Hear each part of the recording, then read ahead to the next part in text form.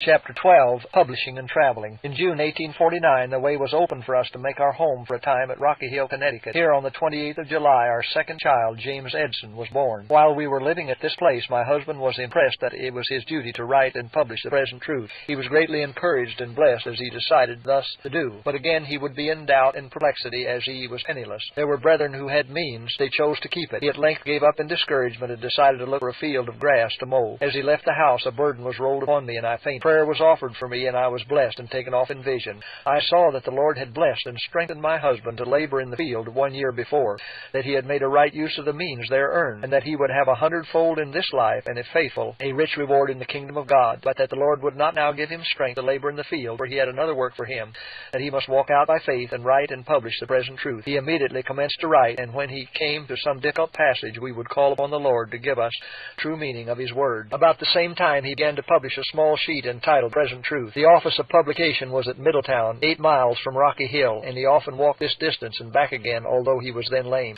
When he brought the first number from the printing office, we all bowed around it, asking the Lord, humble hearts and many tears, to let his blessing rest on the feeble efforts of his servant. He then directed the papers to all he thought would read them, and carried them to the post office in a carpet bag. Every number was taken from Middletown to Rocky Hill, and always before preparing them for the post office, we spread them before the Lord, and with earnest prayers mingled with tears, entreated that his blessing might attend the silent messengers. Very soon letters came bringing means to publish the paper, and the good news of many souls embracing the truth. With the beginning of this work of publishing, we did not cease our labors in preaching the truth, travel from place to place, claiming the doctrines which had brought so great light and joy to us, encouraging the believers, correcting errors, and setting things in order in the church. In order to carry forward publishing enterprise and at the same time continue our labors in different parts of the field, paper was from time to time moved to different places. In 1850 it was issued at Paris, Maine. Here it was enlarged and its name changed to that it now bears, the Advent Review and Sabbath Herald.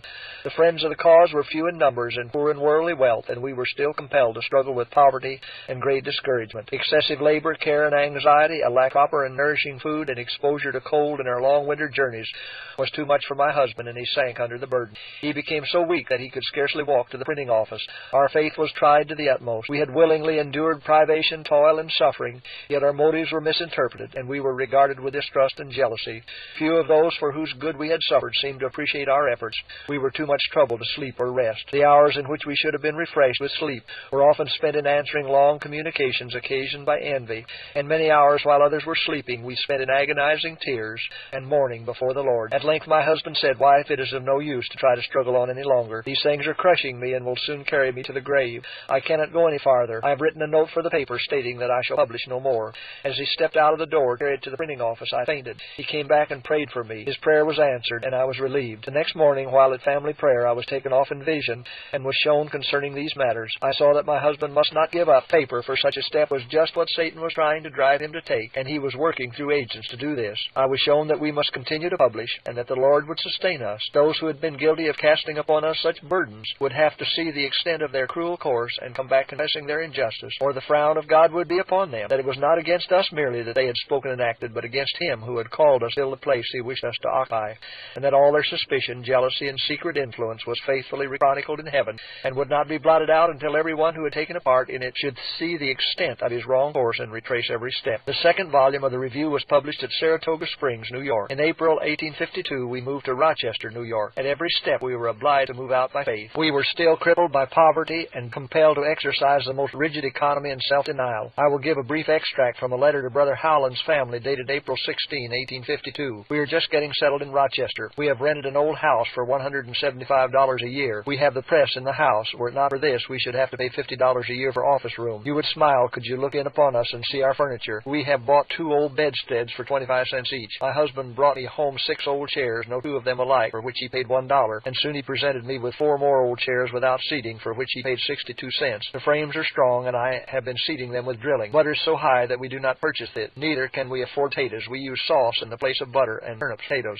Our first meals were taken on a fireboard placed on 2 empty flour barrels. We are willing to endure privations if the work of God can be advanced. We believe the Lord's hand was in our coming to this place. There is a large field for labor and but few laborers. Last Sabbath our meeting was excellent. The Lord refreshed us with His presence. From time to time we went out to attend conference in different parts of the field. My husband preached, sold books, and labored to extend the circulation of the paper. We traveled by private conveyance and stopped noon to feed our horse by the roadside and to eat our lunch. Then with paper and pencil on the cover of our dinner box or the top of his hat, my husband husband wrote articles for the Review and Instructor. The Lord greatly blessed our labors, and the truth affected many hearts. In the summer of 1853, we made our first journey to the state of Michigan. After publishing our appointments, my husband was prostrated with fever. We united in prayer for him. Though relieved, he still remained very weak. We were in great perplexity. Must we be driven from the work by bodily infirmities? Would Satan be permitted to exercise his power upon us and contend for our usefulness and lives as long as we should remain in the world?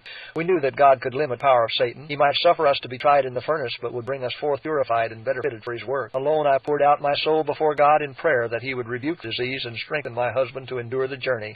The case was urgent, and my faith firmly grasped promises of God. I there obtained the evidence that if we should proceed on our journey to Michigan, the angel of God will with us. When I related to my husband the exercise of my mind, he said that his own mind had been exercised in a similar manner, and we decided to go, trusting in the Lord. Every mile we traveled, he felt strengthened. The Lord sustained him, and while he was preaching the word, I felt assured that angels of God were standing by his side to sustain him in his labors. On this journey, my husband's mind was much exercised upon the subject of spiritualism, and soon after our return, he engaged in writing the book entitled Signs of the Times. He was still feeble and could sleep little, but the Lord was his support. When his mind was in a confused, suffering state, we would bow before God, and in our distress cry unto him. He heard our earnest prayers, and often blessed my husband so that with refreshed spirits he went on with the work. Many times in the day did we go thus before the Lord in earnest prayer. That book was not written in his own strength. In the winter and spring I suffered much from heart disease. It was difficult for me to breathe while lying down, and I could not sleep unless raised in nearly a sitting posture.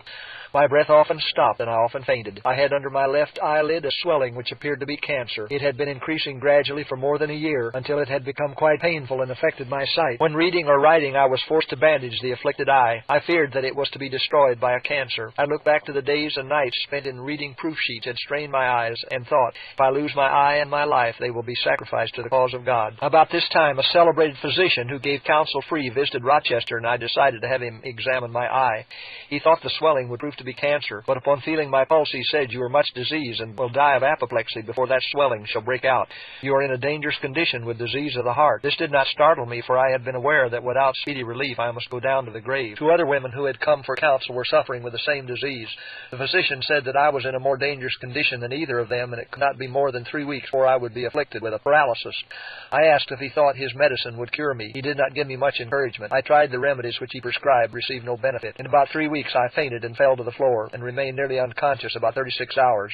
It was feared that I could not live, but in answer to prayer I again revived. 1 week later I received a shock on my left side. I had a strange sensation of coldness and numbness in my head, and severe pain in my temples. My tongue seemed heavy and numb. I could not speak plainly. My left arm and side were helpless. I thought I was dying, and my great anxiety was to have the evidence in my sufferings that the Lord loved me. For months I had suffered continual pain in my heart, and my spirits were constantly depressed. I had tried to serve God from principle without feeling, but I now thirsted for the salvation of God. I longed to realize his blessing, notwithstanding my physical suffering. The brethren and sisters came together to make my case a special subject prayer. My desire was granted. I received the blessing of God and had the assurance that he loved me.